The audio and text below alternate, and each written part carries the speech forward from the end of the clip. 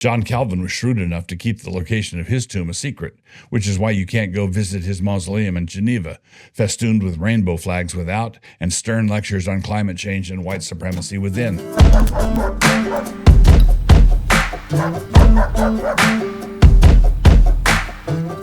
Introduction.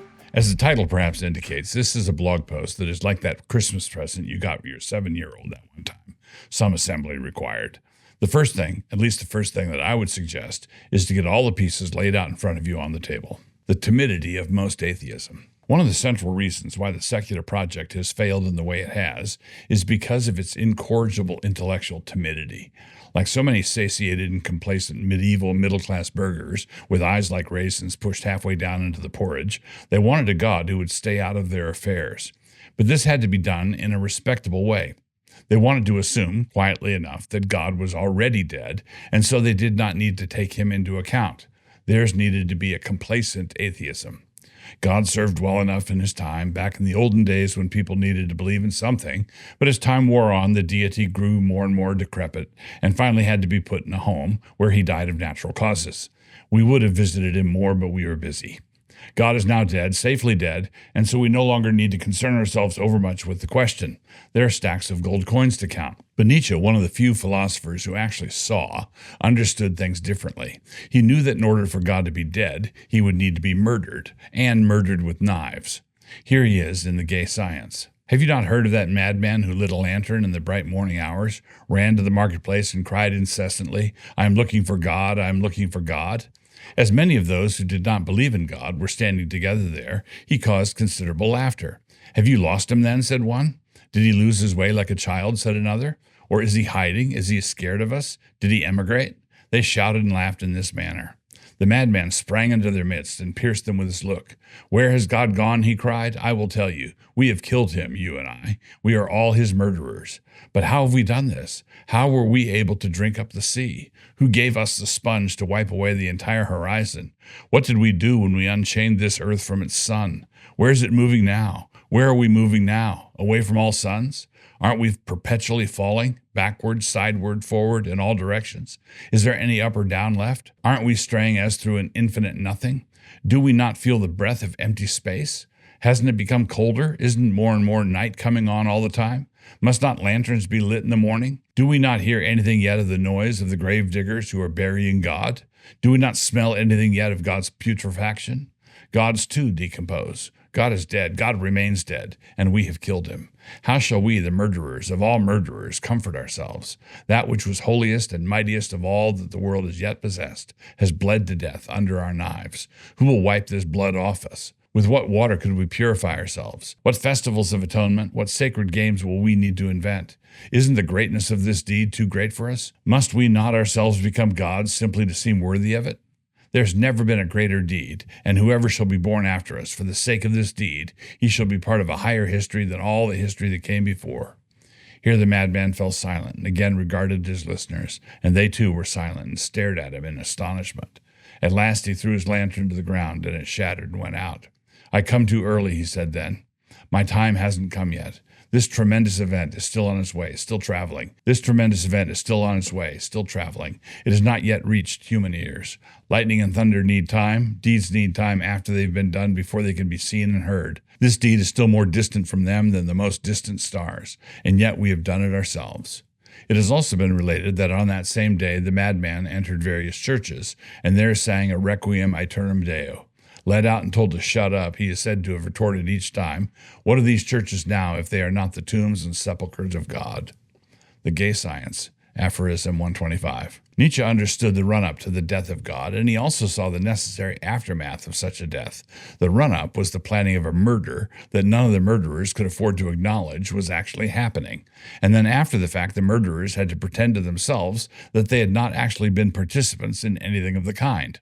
Like ungrateful grandchildren, heirs to a great fortune, who conspired to smother a dowager with a pillow in her sleep, there was nothing left for them to do but to enjoy their millions, provided they could only figure out a way to forget how they had gotten their fortune. And of course, I think it is also obvious that Nietzsche saw the end result of such clear-sightedness. It was madness. That being the case, the fact that he ended his life in such madness provides a salutary warning to those overstuffed burghers. Best not to examine the ramifications of what we've done too closely. Let us not follow the madman. This is a strategy of complacence that can be carried off for a time.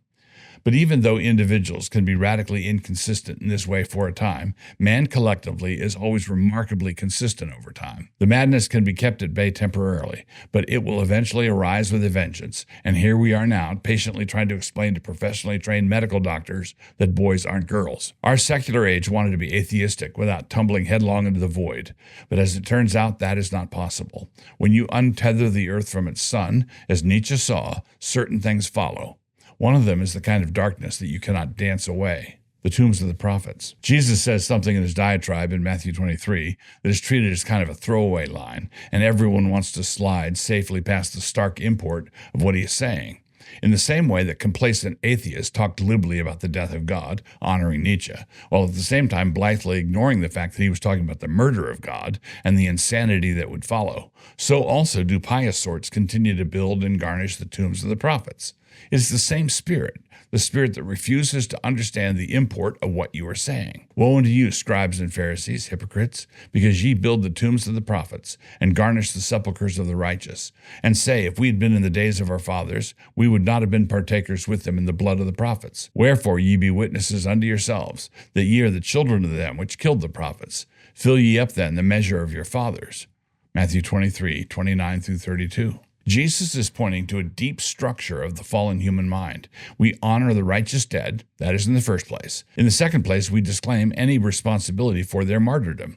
And in the third place, Jesus points to this as clear evidence of our complicity in their martyrdom. Shall I go over this again? We name something after Calvin. We say that it was a darn shame that the Geneva City Council treated him the way they did. And Jesus points to this as clear evidence that we are just the kind of people who would have been on that council.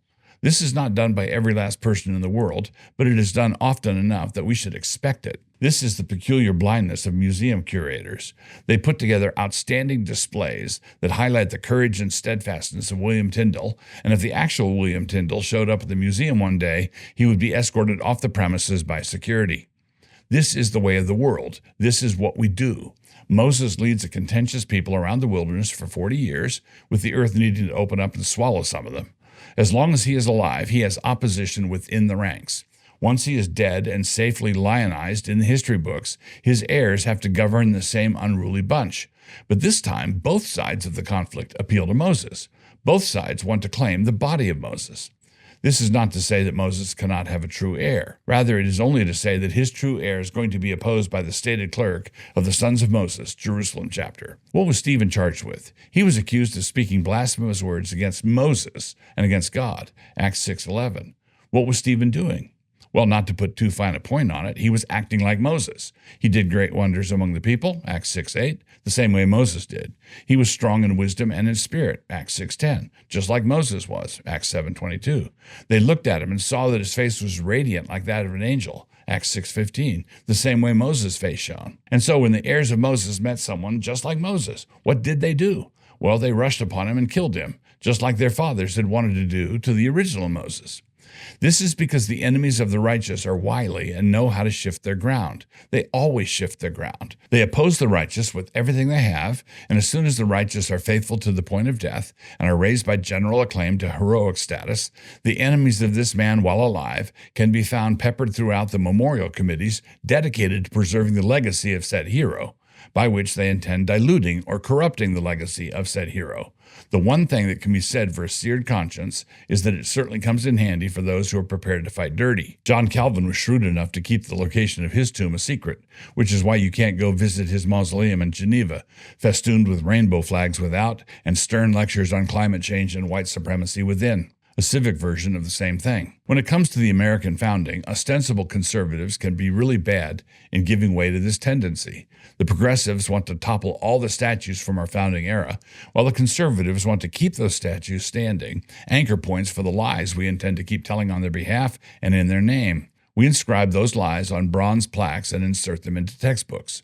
The secularist dogma about the so-called godless founding of the United States got established after the close of World War II. The Chief Justice of the Supreme Court who presided over a bunch of it was Earl Warren, whose tenure was from 1953, the year I was born, down to 1969. To be a rock-ribbed conservative in those days was to have an Impeach Earl Warren bumper sticker on your car. But because modern conservatism does not have any substantial foundation, it has drifted into the folly of living out the truth of Dabney's jibe when he said that there was a kind of conservatism out there that is the shadow that follows radicalism to perdition. This legal revolution was accomplished by the progressives and then diligently conserved by the kind of conservatives who believe it is their job to conserve the policies foisted upon us by the progressives 15 years ago. This blind folly has been highlighted once again by the freak-out reaction to Christian nationalism, a freak-out that has included so-called conservatives.